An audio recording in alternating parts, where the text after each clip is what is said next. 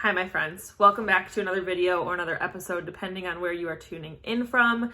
If you're new here, welcome. My name's Sydney. On this channel, we talk about all things personal growth, self-love, spirituality, self-discovery, manifestation, mental health, anything living your dream life and taking the best care of yourself is what we talk about here on this channel. So if that's up your alley, be sure you're subscribed.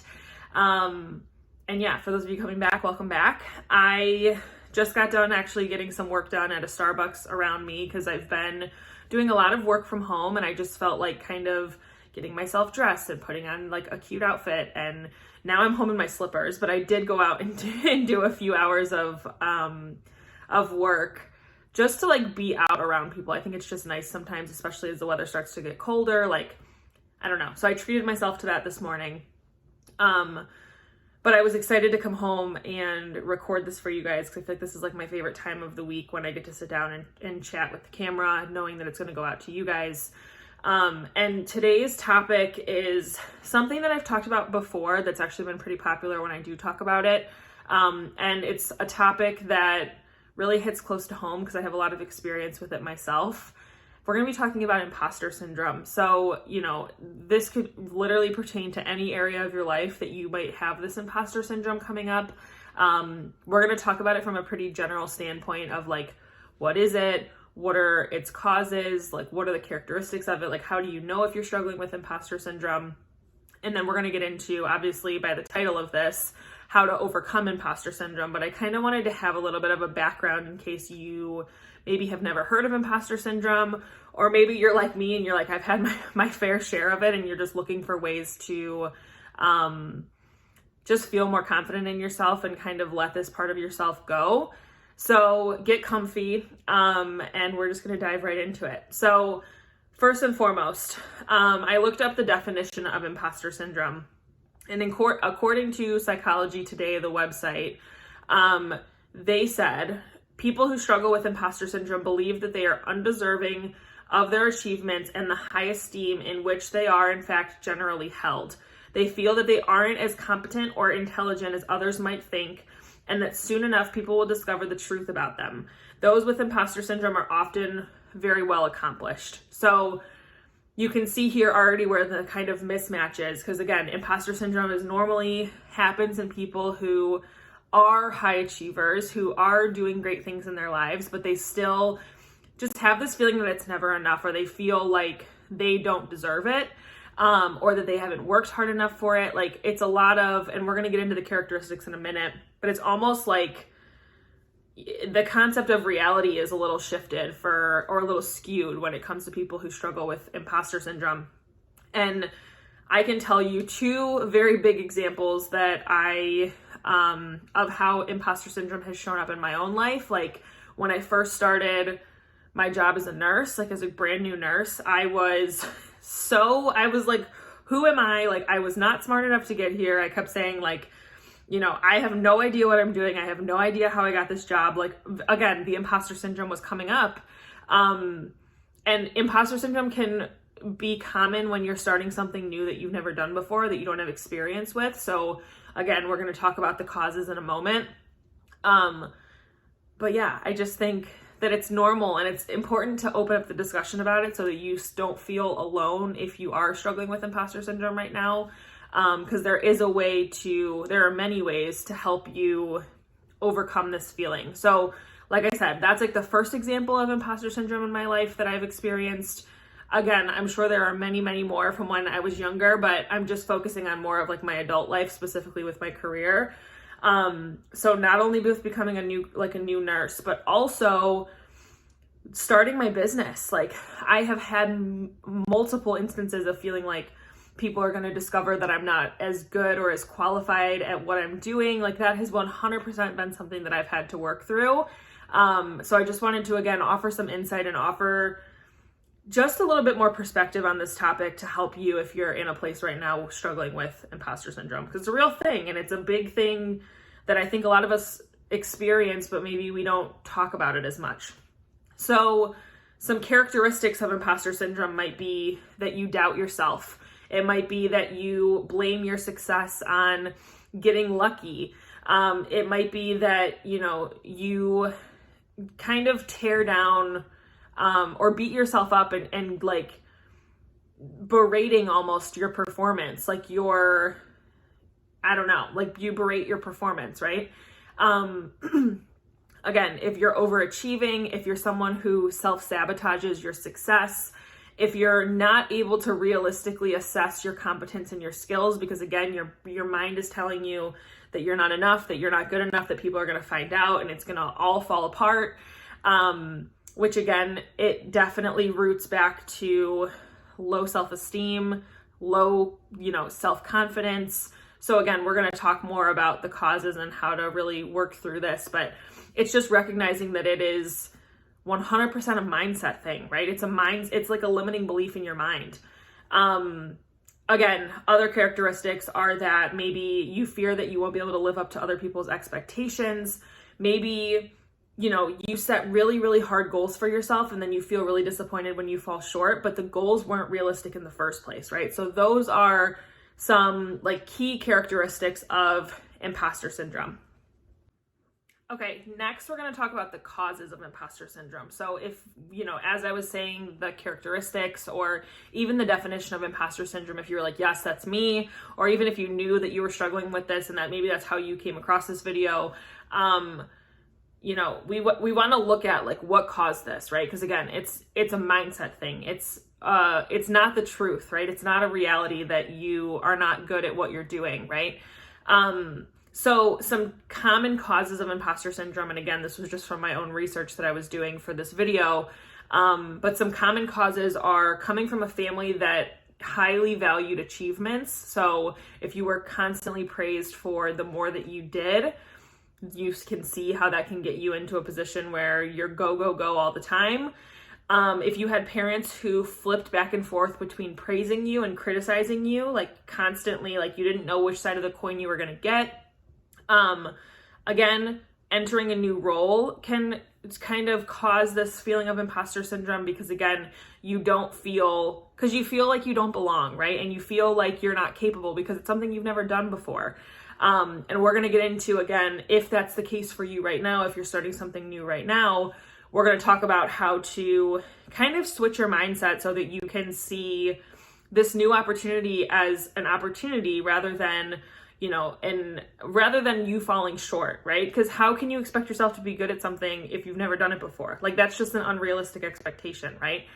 Also, personality traits like perfectionism can also cause imposter syndrome. And that was a big one for me. Like I say I'm a recovering perfectionist because that was a huge thing that I struggled with growing up. Okay, so now getting into how to overcome it, right? So give yourself a reality check, right? Like take a moment and recognize recognize what your accomplishments are, what you've been successful with, like recognize your strengths and your accomplishments, right? And keep track of those things. Keep track of any positive feedback that you receive, whether it's from a boss or an employer or HR, or if you're in business, like keeping track of testimonials and positive things that people have said about you and your work. And recognize that the feeling that you have that you're not good enough or that you're not qualified enough or that, people are going to find out the truth and people are going to, find out that you're not all that, like whatever, because again, it can feel so real. Give yourself a minute to be like, okay, this is my mind literally playing a trick on me, right? Recognize all your strengths, all your accomplishments, all the things that you're doing well, celebrate those, right? And shift your focus onto that and really recognize, like awareness is the first step, right? So becoming aware that imposter syndrome is a mindset thing that you're working through is the first step to all of this. Like the first step to any change, right, is becoming aware. So then the next thing that can be helpful is to find a support group or a community of people, maybe within your field, within your niche, if you're in business, or within your line of work. So depending on what you do for work, or just finding a support group of people who are like-minded. Like for me, I'm a part of many different Facebook groups. I became a part of many different memberships based on like things that I was interested in. it can be really nice to just talk to people who maybe you don't necessarily work with, but people who are in your area or in your industry that you can be like, that you can open up about how you feel, right? So I think the most common like support group that you could find is something like a Facebook community, or even on Reddit, or like, you know, following somebody on social media who is in your industry. But again, finding a support community and just being open about how you're feeling and what you're going through.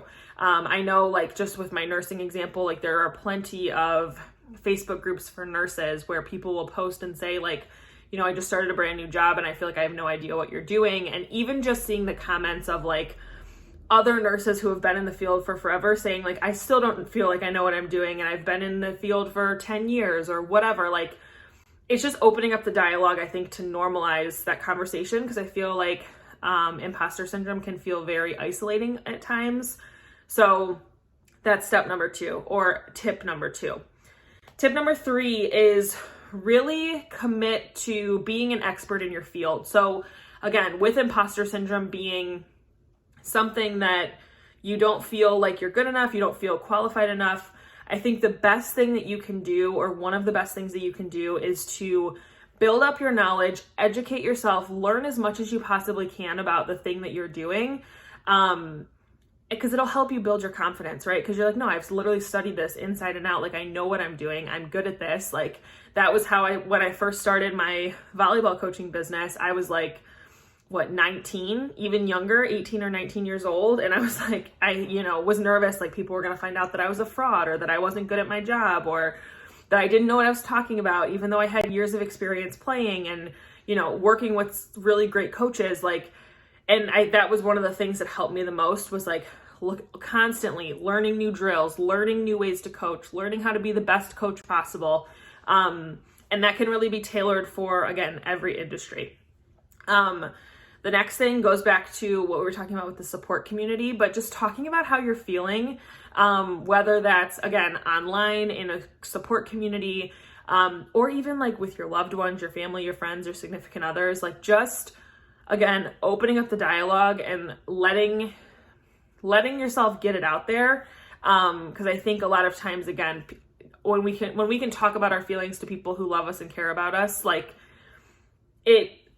there's a lot of nurturing that happens there, but also I think those people who know you really well and love you can offer a fresh perspective to help you maybe feel a little bit better about it.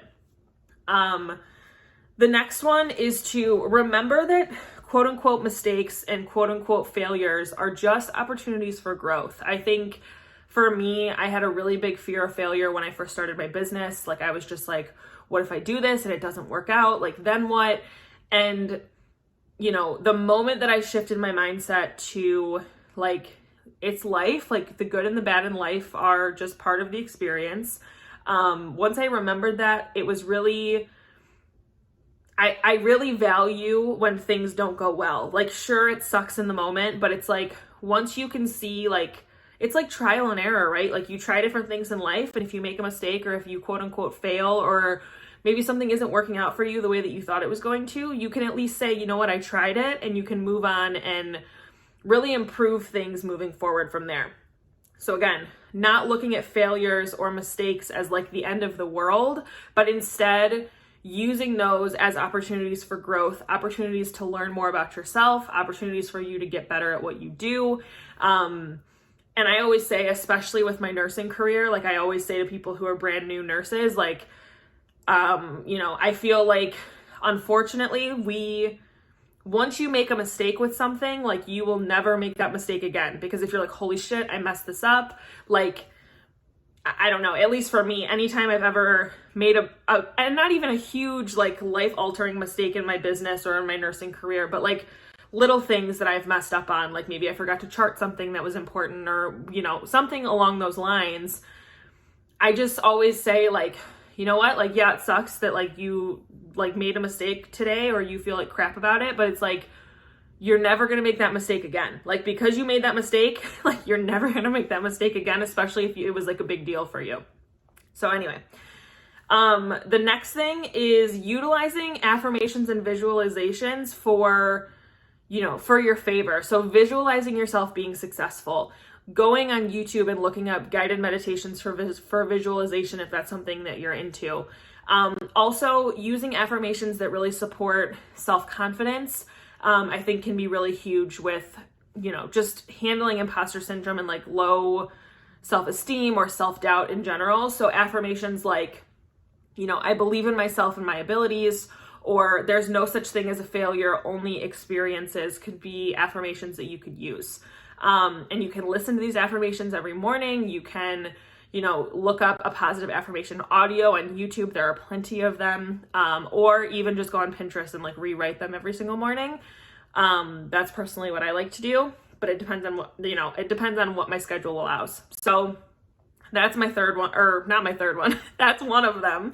And then lastly is fake it till you make it. I feel like this has been the motto that I've used for, again, both my business and my nursing career, is like, you just got to roll with it and act like you know what you're doing. And, you'll learn what you need to know as you go. But I feel like, especially with that perfectionism, if we stay in that mode of like, I have to wait until it's perfect for me to like get started or for me to do this, like, you're never going to take action, right? Because there's always going to be more that you could know. There's always going to be more that you could learn. You always could improve, right? So it's like, if we can just channel that energy into learning as you go, I think that's what makes people successful. So I hope that these tips helped. I would love to hear below maybe what's the thing that you're feeling the most imposter syndrome with right now in your life. Comment it below in the comments so we can support one another. And yeah, just know that you're not alone in this. And this is a totally normal human thing. And I just think, I think it's important to talk about. So that's all I have for you today. This is short and sweet. I hope that you guys have a beautiful day. I hope this was helpful. Be sure to give the podcast a 5-star rating and review over on iTunes if you have not already. And make sure you're subscribed. Give this video a thumbs up on YouTube, and I will see you guys in the next one. Bye, guys.